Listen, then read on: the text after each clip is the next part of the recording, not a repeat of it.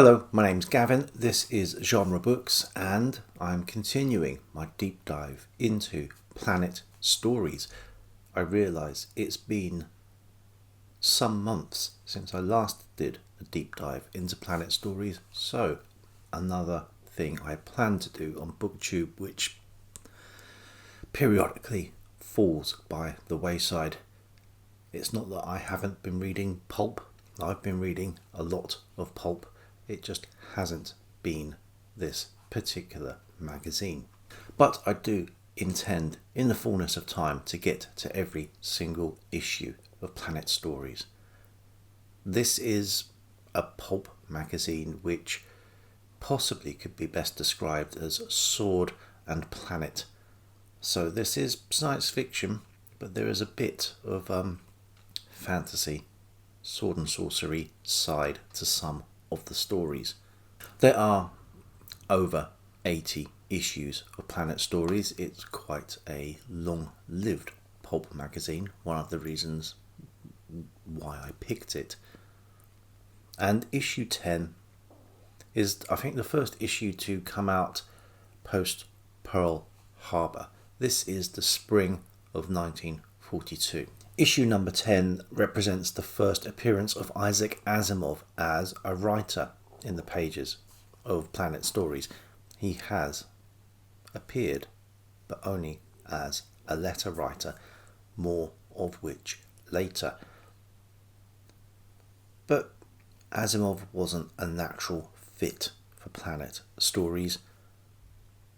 This particular story, Black Friar of the Flame, is something that had been turned down by other magazine editors. This story was written when Asimov was 19 years old, originally titled Pilgrimage and written in 1939. Asimov had tried to get this published in Astounding Stories, edited by John W. Campbell, who had rejected it. I think he had rejected it kindly, went away with a bunch of notes about how to improve the story. Asimov rewrote the story, only to have it rejected again. It was then rejected by Fred Pohl, who was at the time editor of Astonishing Stories and Super Science Stories. He was also Asimov's agent at the time, which might have made for a bit of a difficult conversation.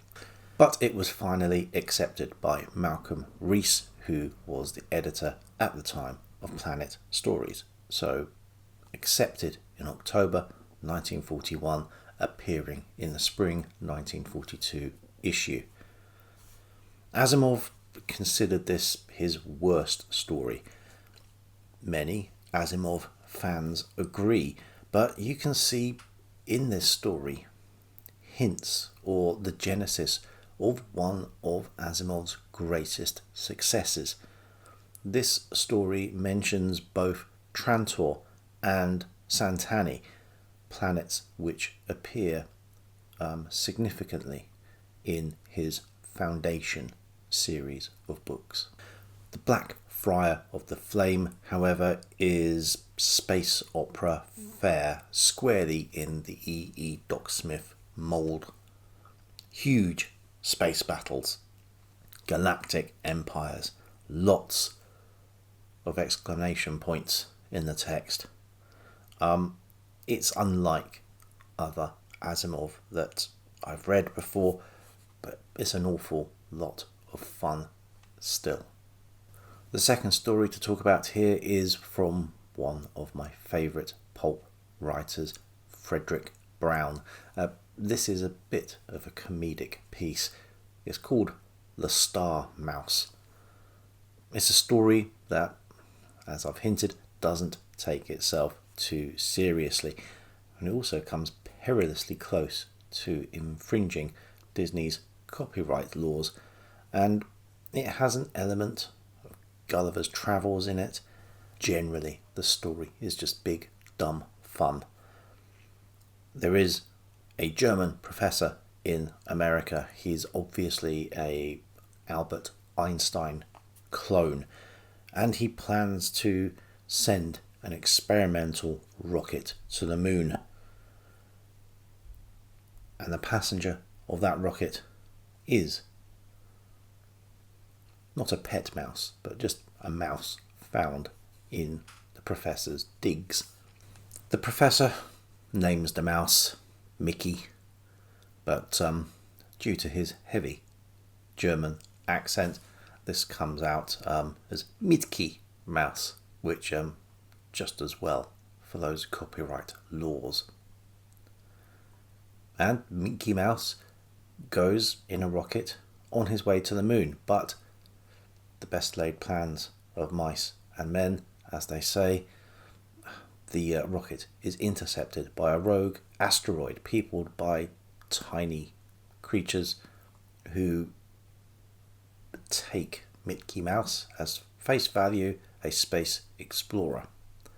They enhance Mickey's intelligence. They dress Mickey. They ask him what he'd like to wear, and Mickey Mouse chooses what looks like a Mickey Mouse outfit. Sent back to Earth, changed, bigger, smarter, better. A writer who seems a bit of a stalwart of these early Planet Stories issues, Ray Cummings, with his tale Gods of Space, is next.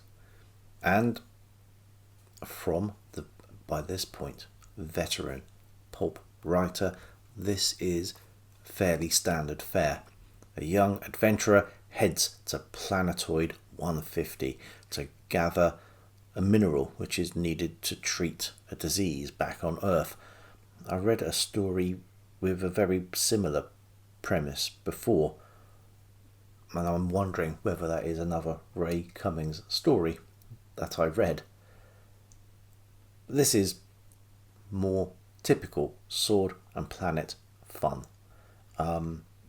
There is, of course, a princess on this asteroid, but a princess who seems human compared to all of the aliens around them. She is the daughter of a previous explorer to the asteroid, but has suffered from amnesia. She can't remember her own heritage or anything that's happened since she had turned up on the asteroid. The people of the asteroid see her as a kind of goddess, and she reasons if they see her as a goddess, surely they will see this new explorer as a god.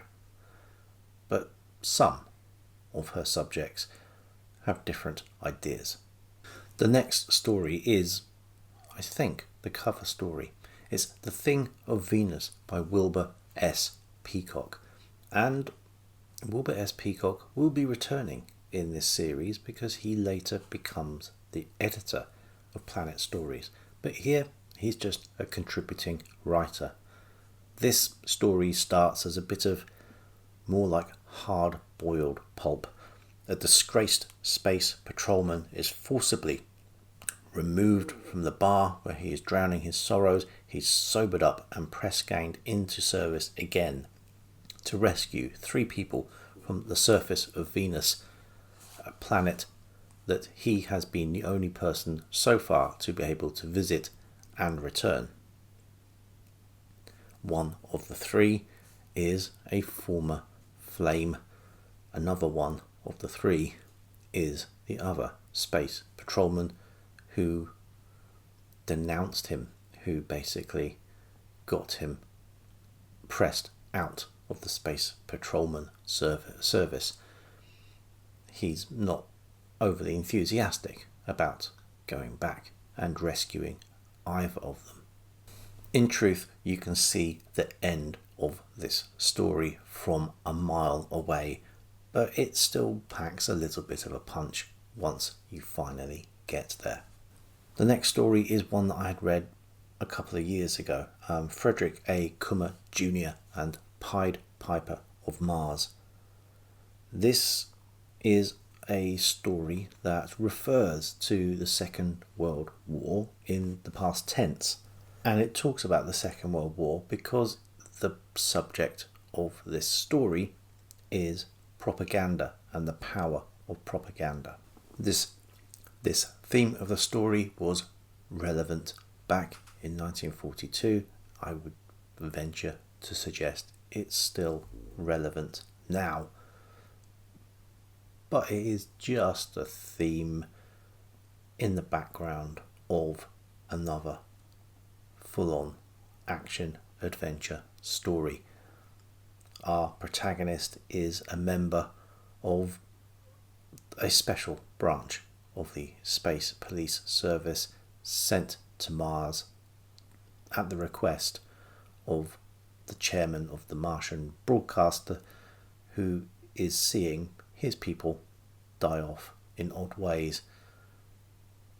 In each case, a particular piece of music is heard before they kill themselves, they kill somebody else, or go mad.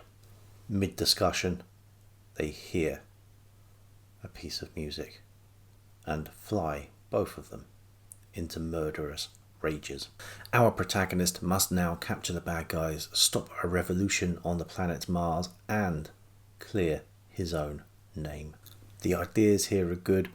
The characterization is a little bit simplistic. We have an absolute moustache twirler of a villain and a stock, rugged jawed, lantern jawed, strong jawed. Heroes have jaws. Hero. The next story is something a little bit different in terms of the normal fare of Planet stories. The Last Martian by Raymond Van Houten. This is a bit of a charming tale, and it begins with the story being told from the point of view of a Martian, and the alien who turns up is a spaceman from Earth. Our lonely Martian has been in the middle of the Martian desert looking after a water pumping plant. It's a piece of technology he doesn't understand except by rote teaching and a bit of religious mysticism thrown in. So when this Earth spaceman comes along and dehydrated, starving, he's given water and food by the Martian. They strike up a tentative friendship, overcoming their communication difficulties, and the astronaut, knowing a little bit about engineering, can see what's going wrong with this water pumping station and wants to help the Martian fix it. But this is like approaching the altar for the Martian.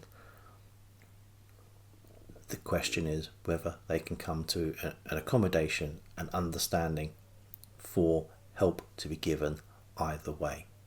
There's no action, there's no adventure, there's no ray guns. It's a much more meditative, interesting, and, like I said, charming story.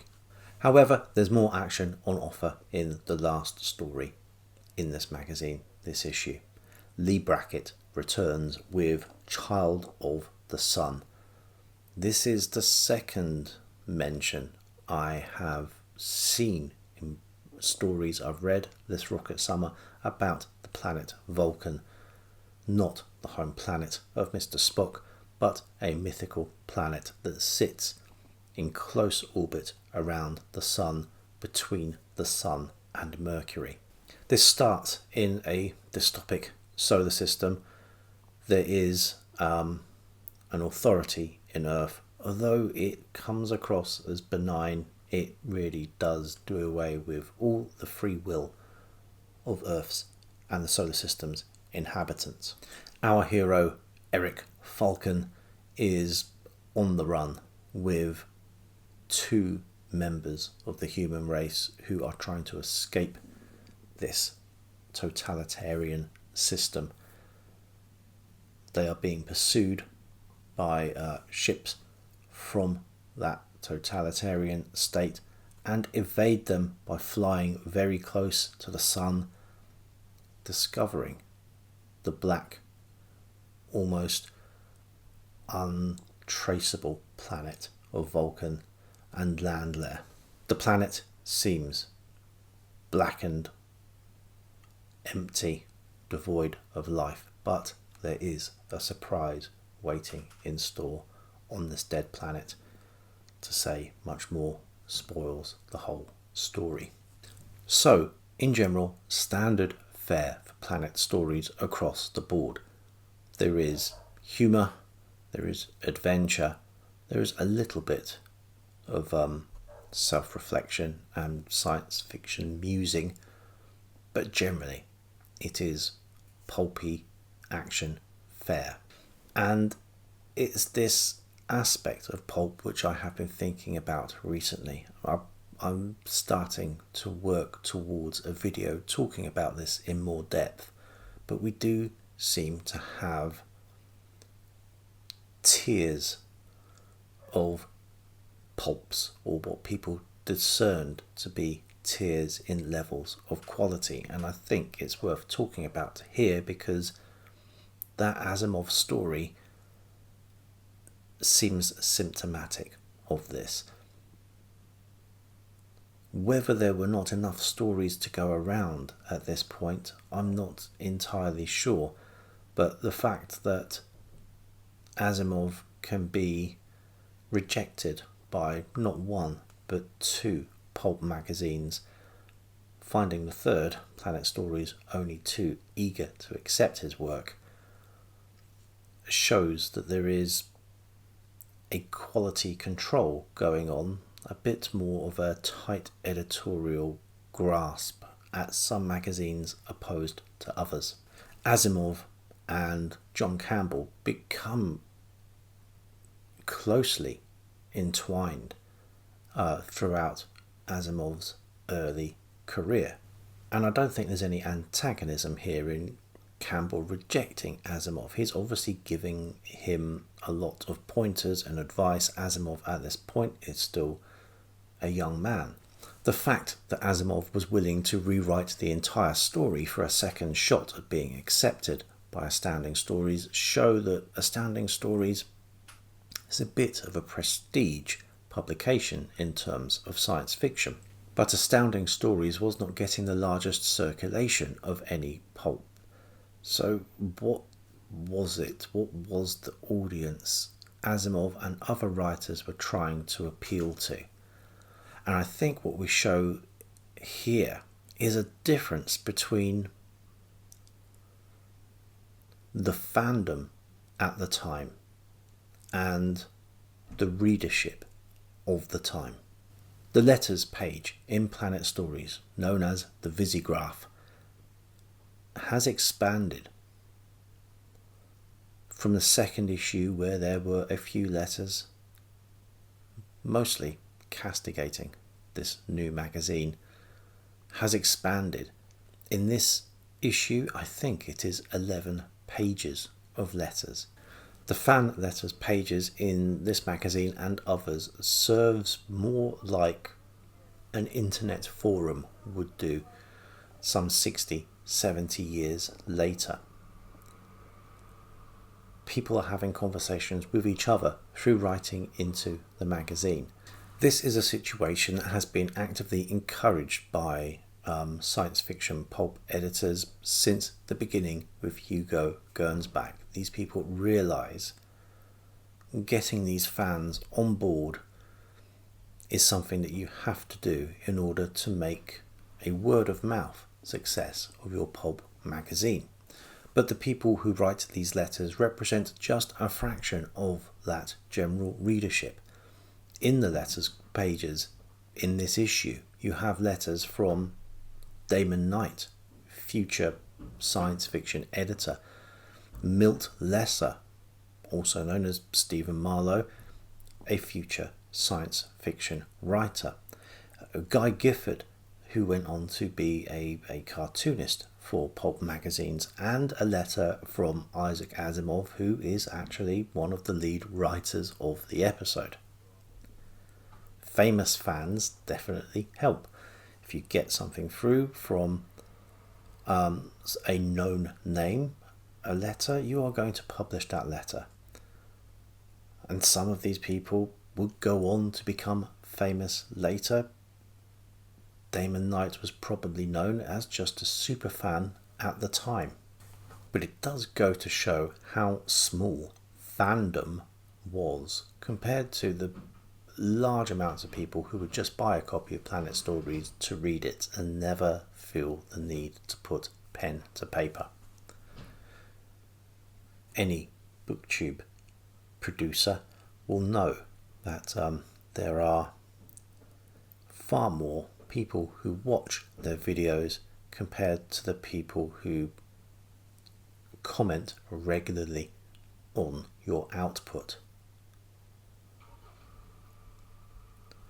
You get the feeling here that perhaps the editors would take a different tack if more people who read the magazine were to let the editorship know their feelings about it.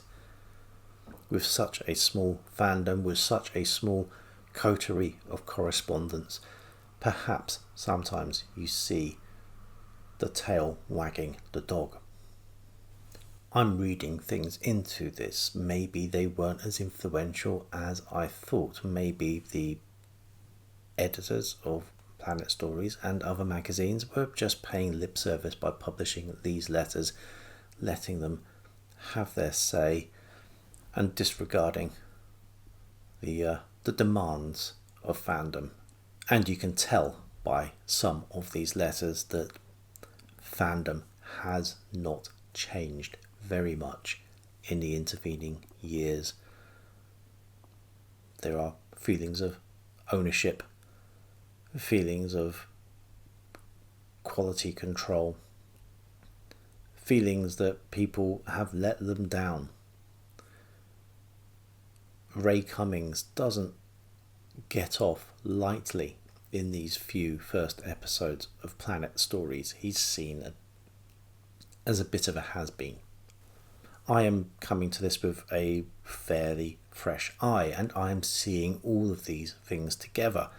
Asimov in one of his first published stories, and Ray Cummings, who is 25 years already or more into his pulp writing career. If I had been reading Ray Cummings for 25 years, perhaps I would notice recycled plot points, stock character types, and attempts to recapture his earliest successes by still talking about microscopic worlds. I may have had a different attitude at the time. I reserve judgment to an extent, but I do recognise some of these fan letters as being very much like the professional whingers one finds on YouTube, especially following popular franchises they feel invested in, they feel ownership of. I do know that had I been editing a magazine like this back then, I would have been opening the incoming correspondence with a little bit of trepidation. But until next time, bye.